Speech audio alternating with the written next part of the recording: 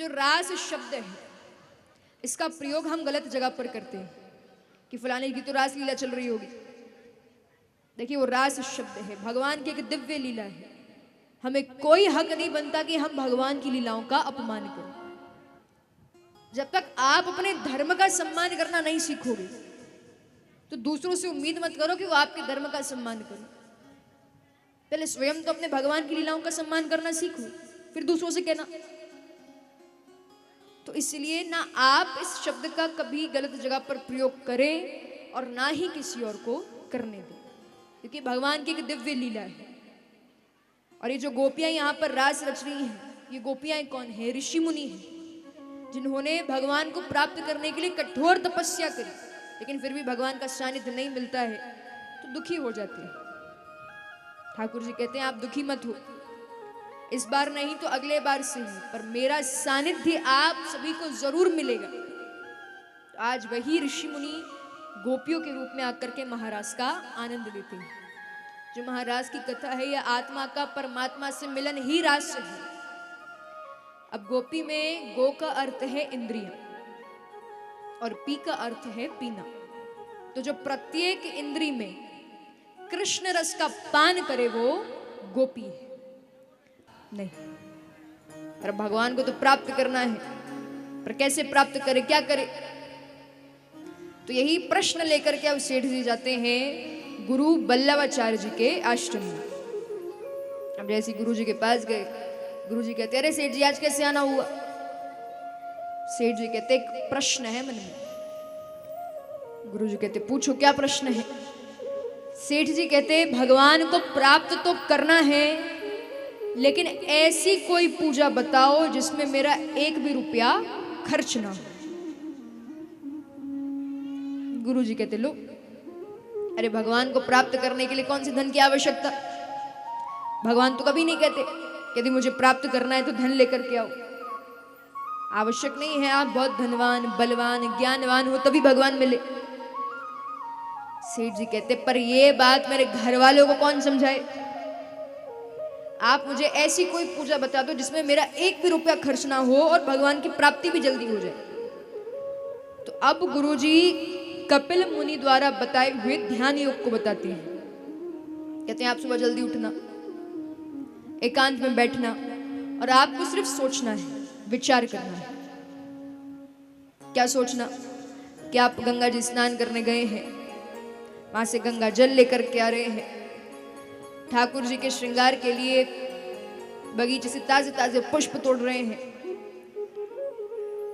भगवान के लिए भोग के लिए गाय का गरम गरम दूध धोकर ला रहे हैं, उसमें चीनी मिला रहे हैं, भगवान को भोग लगा रहे हैं, भगवान को स्नान करा रहे हैं, नए वस्त्र पहना रहे हैं, चंदन लगा रहे हैं, मालाएं पहना रहे हैं। तो जिस तरह से विधि विधान से पूजा पाठ होती है बिल्कुल वैसे ही पूजा पाठ करना है, सिर्फ सोचना है, विचार करना है। और जब ये सब कर लो तो नीचे से लेकर ऊपर तक भगवान को देखना, निहारना, भगवान के उस मुखारविंद को देखना, क्योंकि उनके उस मुखारविंद में इतनी शक्ति है जो आपके सारे दुख दर्द भुला सकती है। तो गुरु जी कहते हैं कि इसको कहते हैं मानसिक पूजा। बस आपको इसमें सब सोचना है, विचार करना है, असल में कुछ नहीं करना। सेठ जी कहते हैं ये सही है, इसमें एक भी रुपया खर्च नहीं होगा। तो अब दूसरे ही दिन सेठ जी सुबह जल्दी उठ गए हैं, एकांत में बैठते हैं, नेत्र बंद करते हैं और जैसा जैसा गुरुजी ने कहा बिल्कुल वैसा वैसा सोच रहे हैं। ये गंगा जी में स्नान करने गए हैं, गंगा जल ला रहे हैं, ठाकुर जी को स्नान करा रहे हैं, नए वस्त्र पहना रहे हैं, चंदन लगा रहे हैं, मालाएं पहना रहे हैं, गाय का गरम गरम दूध ला रहे हैं, उसमें चीनी मिला रहे हैं, ठाकुर जी को भोग लगा रहे हैं, पूरे विधि विधान से पूजा पाठ करी। इसके बाद नीचे से लेकर ऊपर तक भगवान को देखते हैं, निहारते हैं। अब पहले दिन की पूजा में और सेठ जी 5-5 घंटे मानसिक पूजा करते हैं। देखिए मानसिक पूजा तो 5-5 घंटे हो रही, लेकिन मन में जो लालच है, जो छल कपट है, वो आज भी वैसा का वैसा ही है। तो ऐसे एक दिन जब भगवान को भोग लगाने की बारी आती है तो सेठ जी गाय का गरम गरम दूध लाते हैं, उसमें चीनी मिलाते हैं। अब लगता है आज चीनी ज्यादा डल गई, इतनी ज्यादा जो अगले 3-4 दिन भी काम आ सकती है। तो सेठ जी सोचते कि अभी चीनी घुली नहीं होगी, एक काम करता हूं, बची हुई चीनी बाहर निकाल लेती हूं तो आगे काम आ जाएगी। अब लालच वैसा का वैसा, 5 वर्ष पूजा जरूर करी पर कोई अर्थ नहीं निकल रहा। तो जैसे ही उस पात्र में हाथ डालते हैं चीनी बाहर निकालने के लिए, तो पीछे से ठाकुर जी आकर के हाथ पकड़ लेते हैं। क्या कर रहे सेठ जी? सेठ जी कहते अरे प्रभु दर्शन दे दिए। भगवान कहते पहले बताओ ये कर क्या रहे थे? सेठ जी कहते वो क्या है ना, रोज की तरह आपको भोग लगा रहा था, अब आज मैं कुछ लगा कि चीनी ज्यादा डाल दी,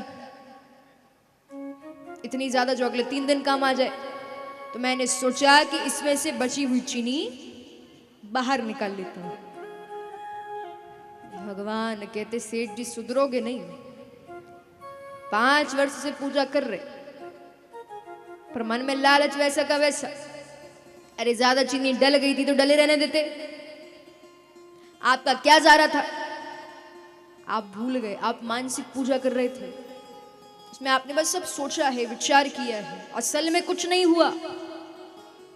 तो ज्यादा चीनी डल गई थी तो डले रहने देते। सेठ जी कहते ये क्या बात हुई? अरे मुझे क्या पता कि ज्यादा चीनी डालने से आप खुश हो जाते हो, प्रसन्न हो जाते हो, पहले दिन ही डाल देता, 5-5 वर्ष पूजा तो नहीं करना पड़ती। भगवान कहते देखो सेठ जी, बात है भाव की, आप 5 वर्ष से पूजा कर रहे, चाहता तो मैं आपको पहले दिन ही मिल जाता, पर क्यों नहीं मिला? क्योंकि आपके मन में छल कपट है, लालच है, और वो आज भी वैसा का वैसे ही है। तो यदि पहले दिन ही सच्चे मन से पुकार लेते तो ये 5 वर्ष पूजा तो नहीं करना पड़ती। तो महाराज प्रयास कीजिए कि आप जब भी भगवान के नाम का स्मरण करें, सुमिरण करें, सच्चे मन से कीजिए, निस्वार्थ भाव से कीजिए, शुद्ध हृदय के साथ कीजिए। कि हमें लगता जरूर है कि भगवान को पता नहीं चल रहा, भगवान है, उनसे कुछ नहीं छुपा, हर बात पता है, आपके मन में क्या चल रहा है वो भी उनको पता है, भगवान से कुछ नहीं छुपा। इसलिए प्रयास कीजिए कि सच्चे मन से भगवान को पुकारें, क्योंकि आपके कौन से गुण पर भगवान रिझ जाएं आप भी नहीं जानते, क्योंकि वो बहुत बड़े करुणानिधि हैं, कृपानिधि हैं, दया के सागर हैं। तो प्रयास कीजिए कि जब भी आपको दिन में समय मिलता है, ऐसा तो है नहीं कि कोई 24 घंटे व्यस्त रहे, तो दिन में आपको जब भी समय मिले एकांत में बैठो, नेत्र बंद करो और मानसिक पूजा करो, भगवान के बारे में सोचो, विचार करो। क्योंकि महाराज इसमें तो 1 भी रुपया खर्च नहीं हो रहा किसी का, और भगवान की भी प्राप्ति होगी। तो इसलिए जब भी समय मिले मानसिक पूजा कीजिए, भगवान के बारे में सोचिए, विचार कीजिए। आइए आज की कथा में प्रवेश करते हैं। तो कल हमने श्रवण किया कि किस तरह से श्री कृष्ण गोवर्धन पर्वत को 7 दिवस तक अपने दाएं हाथ की उंगली पर धारण करके रखते हैं। अब जब कन्हैया 5 वर्ष के हो जाते हैं तो नंद बाबा, यशोदा मैया और बलदाऊ के साथ गोकुल से वृंदावन आ गए, वृंदावन में रहने लगे। कल हमने एक लीला श्रवण करी थी वस्त्र हरण की, जिसमें भगवान ने गोपियों से कहा था कि देखिए आप चिंता मत कीजिए, आगामी शरद पूर्णिमा की रात्रि में मैं आप सभी को प्राप्त होऊंगा। तो वो समय निकट आता है, मतलब भगवान का महारास रचने का समय निकट आता है। देख तो इस तरह से ठाकुर जी, राधा रानी और सारी गोपियां महारास का आनंद लेते हैं। लेकिन अब रास करते करते ठाकुर जी थोड़ा थक चुके हैं, सोचते हैं थोड़ी देर विश्राम कर लेना चाहिए। तो कन्हैया एक कोने में आकर बैठ गए। अब जैसे ही कन्हैया आए तो भगवान को देखकर राधा रानी भी चली आई, राधा रानी भी बैठ गई। अब राधा रानी को देख करके कुछ गोपियां भी आ गई, गोपियां भी बैठ गई। अब जैसे ही बैठे तो बातचीत हो रही, तो बात करते करते कन्हैया की नजर पड़ी कि आज राधा रानी ने बड़ा ही सुंदर हार पहना है, और वो हार का है मोतियों का, बहुत प्यारा, बहुत सुंदर हार है। इतना सुंदर कि कन्हैया को बहुत प्यारा लग रहा है। भगवान पूछते हैं राधा रानी से, अरे राधे हार बड़ा सुंदर है, कहां से लिया? राधा रानी बड़ी खुश है कि कन्हैया को हार अच्छा लगा। महाराज वो तो ब्रजभानु जी की पुत्री